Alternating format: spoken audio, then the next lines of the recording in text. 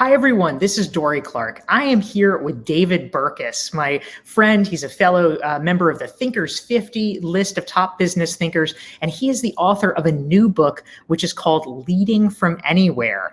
And David and I are going to be talking today about exactly that, right? We have been, over the past 9 months, figuring out how to navigate this whole new world of work. And David is one of the leading experts in really understanding and piecing that together. David, I'm so glad to have you here. Yeah, no, thank you so much for having me. I think if I remember right, I was one of your early LinkedIn Live experiments, and it was a ton of fun. So, I enjoy talking to you anytime, even if it's just coffee in person like we used to do. So, any excuse to talk with Dorie is a ton of fun. Well, I appreciate the leap of faith, and yes, you're exactly right. We talked. Gosh, it was like March or April of last year, because you are prolific. You had a book that actually came out less than a year ago called Pick a Fight, and which was also fantastic. But you were a man of the moment, and so now we're talking about leading from anywhere. And I'll just mention thank you to all of our great folks who are tuning in today to join us. Please type into the chat box where you're from. We want to see who you are. We want to say hi. So let us know where you're tuning in from. And of course, we're going to be taking your questions for David very soon. So feel free to type those in as well. So David, the first question that I have for you, I think, one of the most stressful elements, I guess, for a lot of people during the world of COVID and navigating this is actually maintaining connections and maintaining culture during all of this. Company culture used to be something that was transmitted, like, you walk in the building and you feel it. You can tell what it's like to work there. Now, in some ways you might say, well, is every company culture kind of the same because we're all doing it through these boxes? Like, how do you actually preserve what's special about a company? I mean, if you're a leader, people really, I know with my clients, they are really worrying about this. Like, how do you make sure you don't lose the special sauce? And this is something that you talk about quite a bit in Leading from Anywhere. And I'd love to hear your thoughts about it. Yeah, the interesting thing is, it was obviously easier to build culture when you were all co-located, right? The irony is that a lot of people still didn't do it, right? Culture was built by accident. It was just sort of the things we do, the way we do things, what we believe, et cetera. And it wasn't deliberately designed. I mean, thriving companies, places known for their company culture, et cetera, were much more intentional about building culture than were your average co-located company. That hasn't changed, right? The same level of intentionality is still there. It's just the tactics that we have to use change a little bit. When we think about a thriving remote culture, we have to pay deliberate attention to a couple things that used to happen accidentally. The two biggest are a sense of what we call shared understanding, and shared identity is the second. And I'll define each in turn real quick. So shared understanding is the extent to which people on a team, for example, or even throughout the whole company, have an understanding of each other's knowledge, skills, and abilities. They have an understanding of the way people like to do work. I mean, it's big things like who knows what and how can I ask them for help, but it's also little things like who is responsive in the evenings and who is doing family time in the evenings, right? And so that we don't accidentally step on each other's toes. That shared understanding, that's a lot easier to build with the little nonverbals and the fact that you can just sort of walk down the hallway and knock on somebody's cubicle opening. I was about to say door, but I actually don't know what you call just the lack of felt in a cubicle opening. That was much easier to do. So a lot of people just didn't even do it deliberately. Smart companies did it deliberately, right? Now every company has to do it deliberately. We have to think about the ways that we're letting people understand the context that they're working in, which is a huge one. Back in April, May, and June, when everybody was still sort of adjusting to the great work from home experiment, the context people were working in was a lot different. I'm lucky enough to be interviewing you. I mean, you're in a penthouse in Miami, and I'm in about a 10 by 10 room in the basement of my house where my kids are at school, right? That's a way different context than some people on the team who might have bought a folding screen at Home Depot and put it in the corner of their dining room, and they use it to hide from their kids who at the other end of the dining room table are doing their virtual school. And if we don't take the time to understand each other's context, we're going to end up causing a lot of frustrations from that lack of understanding. So that's shared understanding. There's also the sense of shared identity, which is the extent to which I feel like the people that I'm working with are actually my team, and I draw my identity from them the way that they're a team. This is sort of the hurdle that I'm looking at in 2021. Shared understanding was sort of 2020's big hurdle. Shared identity will be 2021's as people start to come back from the office. I have no idea when in 2020, but I feel safe saying at some point in 2020, people will start trickling back in if they're not already. The problem there is that not everyone is going to come back to the office all of the time, and not all at once. And so the future of work is working from anywhere. And that creates a problem of identity, because it can become really easy to think that my team is the people I see in person every day, and not work to include the people who are working more remotely than others. And so there's a lot of things that we need to do to build that intentionality, that it doesn't matter where you work, we're all one team, regardless of where you're located. So shared understanding and shared identity are probably the two big things to pay attention to if you're running a whole remote company, or even just on your team to build a better culture remotely. I think that's a really great point, David. Thank you very much for that. And if any of you guys who are tuning in hear particularly interesting things or insights that you want to capture and perhaps share with your fellow colleagues who are tuning in for our Newsweek Better series, make sure you capture them. For me, one thing that's standing out already is David's insight that shared understanding was the watchword of 2020. Shared identity and the cohesion of the culture is going to be the challenge for 2021, which I think is a really important insight.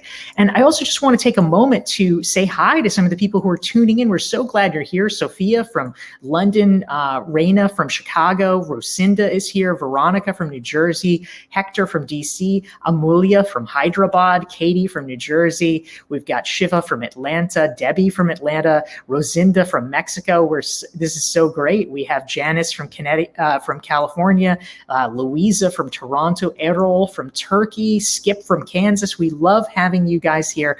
Thank you so much for tuning in, and make sure to type your questions for David into the chat box, because we want to hear what is on your mind. Now, David, something that I'm really curious about, you actually are pretty experienced in talking about the world of work, because you 2 books ago, or 3, if we can't pick a fight, you're very prolific.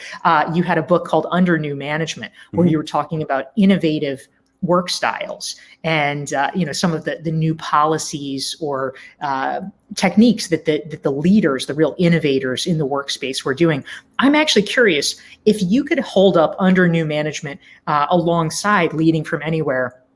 These people who, 3 years ago when the book came out, the companies that were doing these really innovative things, how did they tackle COVID? Were they all better positioned, or what were the lessons that you learned from the innovators 3 years ago, and how it's played out now that everyone has been thrown headfirst into the world of virtual work? Yeah. So, I mean, the irony is that a lot of the companies profiled in Under New Management were remote or work from anywhere companies, right? Maybe they had an office, but you weren't required to be there, et cetera. The idea behind Under New Management was to look at a lot of what people were thinking were company fads and figure out which ones were permanent, right? And the irony, if you look at all of it, and I know I've said irony like 7 times, my apologies. There's just a lot. It's all of ironic. I think 2020 really and 2021 is just, it's totally inherently ironic. But actually in that Janice Morissette way, where it's actually just frustrating and none of it is ironic, it's more like that. But yeah, anyway, Black Quiet and Chardonnay. I feel you, brother. Right, totally. If you look at a lot of the companies that had a lot of these policies, you could summarize, and I used to do this in speeches and consulting, working with executives around Under New Management. I used to say, look, I don't know which of the policies in this book you should adapt. Here's what I know. You should figure out what is keeping your people from doing their best work and remove it. Right? Because for most organizations, there's a distinct lack of trust and autonomy caused by what I often call policy creep. Right? So one person disrupts our trust, and as a result, we make a 14-page expense reimbursement policy to make sure that this never happens again. Instead of just being like, well, we fired that one person and we trust the rest of you until you give us a reason not to, right? And when you give people a sense of trust and autonomy, ironically, a work from anywhere workplace sort of happens. It's usually an accident that as soon as you decide to give your people trust and autonomy, they end up saying, well, I don't have to be there all the time. I'll be here when I need to be. Trust me on that. But I know that I work more efficiently in other spaces, et cetera. So that would be the big thing I would say. And most of the companies, obviously companies like Buffer that I profile, they're doing fine in a remote work world, other than they're not able to do their annual all company gathering and their every 6-month team gatherings and that sort of stuff, which are, I think, a big part of our future in a work from anywhere world, is that meetups do matter. But most of them, if they were grounded in trust and autonomy, have managed to pivot really well, because that's been their guiding principle for how they set any of these policies. The ones that really haven't managed all that well are the ones that didn't have that. And so they were asking questions. Do you remember this? In April and May and June, they were asking questions like, what spying software should I use to make sure that my employees are at their laptops? And there were people marketing a software that would take screenshots using your employee's webcam every 5 minutes to show you that they were in front of their computer. And it's one of those things where if you are looking for that type of software, you screwed up on the trust and autonomy thing a long time ago. And we have a way bigger problem we need to solve before we can figure out what the best software is, which is none of them.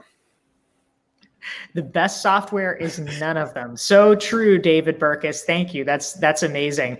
So we have some great questions that came in from our viewers here. So thanks, guys, for tuning in. If you're enjoying this conversation, make sure you hit the like button and hit the share button so that your friends can benefit from David's insights and from all of the cool stuff that we're doing on the Newsweek Better series. But a question came in from Hector that I think is probably on a lot of people's minds. He wants to know, David, what's the best way to understand the current culture within an organization and how it has to change in order to maintain the right productivity? If you are a leader and you're wondering, okay, well, what is the culture now? Like, how do we know we want to get to this place, but how do we even articulate what our culture is? What are your thoughts about that, about identifying the current culture and then using that to be able to bridge the gap? Yeah, so I think there's I look at culture as sort of three, if you remember the old school stereo systems we all used to have before we just listened to music on our phone in a highly compressed fashion, there was the equalizer, right? And the treble and the bass and I look at culture like that, but there's only three dials that you need to be thinking about, or sliders that you need to be adjusting. We already talked about two: shared understanding and shared identity. Those overlap really nicely with what we know from, for example, the Google Project Aristotle study, which is a massive study run not only by Google, but by some of the world's best organizational psychologists. Shared understanding, shared identity, and then also a sense of psychological safety. And this is obviously where a lot of companies screw up. There are horror stories of lack of psychological safety. So I would be looking at those three to figure out which one we should be working on first, right? Do our people have a sense of shared understanding? And you can do that in a couple different ways. You can do that by asking them, do you understand the roles and responsibilities of you? Do you know how to ask for help if you need to ask for help? But you can also sense it in other ways, like are people feeling like they have to be always on because there isn't an understanding of appropriate response times, those sort of things. Shared identity, that has to do with the sense that people feel like they're actually on a team, in the sense of purpose and meaning that they draw from their work. So you would want to use questions specific to your organization, obviously, but you would want to use questions that investigate that. And then psychological safety is actually really pretty easy as a leader to judge. I know this sounds, there's so much research on this from people like Amy Edmondson, and she's going to be horrified that I'm simplifying it this way, but here's my litmus test for psychological safety. When was the last time one of your people disagreed with you? If it's greater than a week, you don't have the right level of psychological safety on your team. If it's greater than a year, it's sort of like the trust and autonomy thing. You messed up a long time ago, right? So that's my simple, and don't ask anybody else that. Just think back to the last time one of your people felt comfortable speaking up in front of you. And if it's a long time, then you don't have as much psychological safety as you think you do. I think that's a great rule of thumb and very useful. So thank you for that, David. So a great question actually came in from Sophia. She wanted to know, how should leaders manage multi-generational workforces, which is a huge challenge now more than ever. It was hard enough before figuring out, the crazy millennials and the crazy Gen Z and cracking the code on all of these things. But now it's being done virtually. Sometimes, I know this is a chapter that you have in Leading from Anywhere. You are hiring people, you're onboarding people, you haven't even met them. How do you handle the multi-generational aspect from remote, David? Yeah, so this is something that honestly I'm paying a lot of attention to because I still don't know the answers, right? Fully. I'll give you some places of where to look. But a great indication of this is that we don't even know what to call Gen Z yet, right? Remember when we called the millennials Gen Y and then we found out what their name was? Like, we haven't even done that with Gen Z. So we still don't know a lot about that. And we also don't know, as offices open up and as some people trickle back and don't, truthfully, we don't know who. There's a lot of assumptions that the sort of boomers and late Gen Xers whose kids are grown or are maybe in college or high school and don't require as much caretaking are going to be the ones who come first back to the office. I actually think I sort of see the inverse too. I think like the Gen Z and late millennials who are still childless and possibly not even, paired up with a spouse are going to want to come back to cities and come back to the office as a form of social environment as well. I think it's going to be that middle category, but I also don't know, right? Because I know a lot of people who love going to the office right now to get away from their kids, whose kids are at small ages, right? So I don't really know what the impact of the world sort of opening up again and everybody having flexibility. I don't know where it's going to shake down. I do know this, though, is that lack of understanding makes what we were talking about before, shared understanding, even more important. I don't know what the prescription is for an entire company, but I know what the prescription is for your team, which is that we need to be having the conversation about how and when we can work together. We need to be working on things like, I'm a huge fan of the team working agreement, right? Or the social contract of a team, or what I sometimes call the Declaration of Interdependence, right? Which is a document that we come up with as a team that outlines, this is how we're going to work together. This is what we define as a reasonable response to an email, for example. And this is where we agree to use Slack versus email versus a Zoom call. And this is how we want to make requests for help so that everybody knows. Sometimes people make requests for help that are so passive we don't actually know. And a week later, they're frustrated because no one's helping them. All of that flushes out. And we come up with an agreement of this is how we're going to work together. And in coming up with that agreement, you end up learning about the context that people are working in. And so you start to figure out what works for your team. And that's really the only thing I think we can be doing right now to solve the multi-generational issue is solve it for your team by figuring out the context they're working in. And then maybe by the end of 2021 or into 2022, we're going to have a sense of, hey, here's where how much time at the office and how much time at home broke down by generation. But we don't know that yet because for a lot of places, it's not even open. Yeah, thank you. I think that's really useful, David. And it's true. We are still figuring things out. I mean, the history is being written as we speak right now. So just a reminder for all of you guys tuning in, if you want to make sure you never miss a fantastic episode of our Newsweek Better interview series, it's every Thursday, noon Eastern, 9 Pacific, 5 o'clock in London. And if you subscribe to my newsletter, you can do it at DorieClark.com. You will get notices and notifications and make sure that you don't miss anything. You can download a free self-assessment and thereby get subscribed to my newsletter. Our guest next week, 1 week from today, is named Vivek Tiwari. He is a Tony nominated Broadway producer, and he's actually going to be talking about how to persevere and how to keep your team going and motivated in the face of what is one of the worst shutdowns in the entire American economy. Broadway ain't going nowhere right now, but somehow you still have to keep the team unified, and he's going to be talking about that. So we're really excited for that next week, 1 week from today. And now, of course, we're talking with our friend David Burkus about leading from anywhere. And David, a great question came in from Anne. She's actually looking for a job right now. And she's curious, if you're interviewing from remote, if you haven't met these people in person, what are the tells? How can you actually figure out what the culture of the company is, even when you're evaluating it from remote? Yeah. And so, and first of all, God love you and keep persisting. This is probably like I'm a millennial. A lot of millennials. I mean, I'm like early, I could be Gen X if I didn't want to just own it.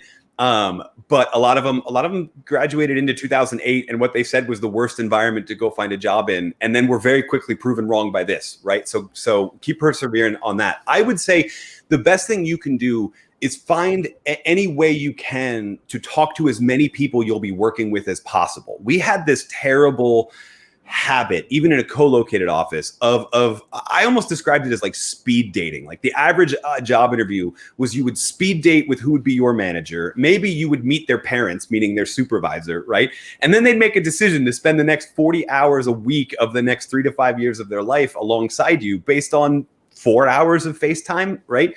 But one of the things we know is that talent flows from teams. The team you're on is going to have a massive impact. Not the manager. The manager is important, but the team you're on is going to have a massive impact on that as well. So I would be asking if you could talk to other people as you're making that decision. You obviously can't do this until you're later in the interview rounds, but that would be what I would be working for. And when I say talking, by the way, I mean video like this, I mean audio, I mean text, because you're going to be communicating in all three formats.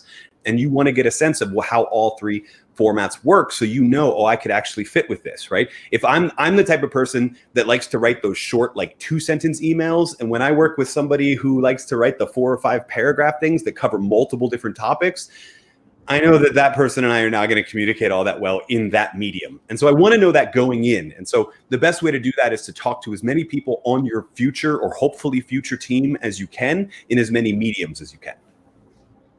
Love that, David. Thank you very much. And if you're tuning in here, please feel free to type your questions into the chat box for David Burkus. We want to hear what's on your mind. And David, a great question came in from Teresa. She's curious about employee wellness initiatives, for instance, employee resource groups. She said, do you think that that they are going to need to be stepping up their efforts and their visibility inside companies to help employees adapt to the new work-life normal? You know, if you have employees that are struggling, you know, whether it's struggling with the logistics of things, struggling oftentimes with the emotional impact of, you know, all the crazy things that we've been forced to do. You know, we're stuck at home. We've got too many family members around, or we've got not enough family members around. You know, all the different manifestations. Seems like it's always one of those two, by the way. No one's like, I have the right number of family members around. Yeah, no one thinks that. So, you know, these people are struggling, obviously. I mean, we have just been through sort of a collective societal trauma, for lack of a better term. So how should companies be responding to this? Not just an individual manager, but, you know, sort of more writ large. What do you think?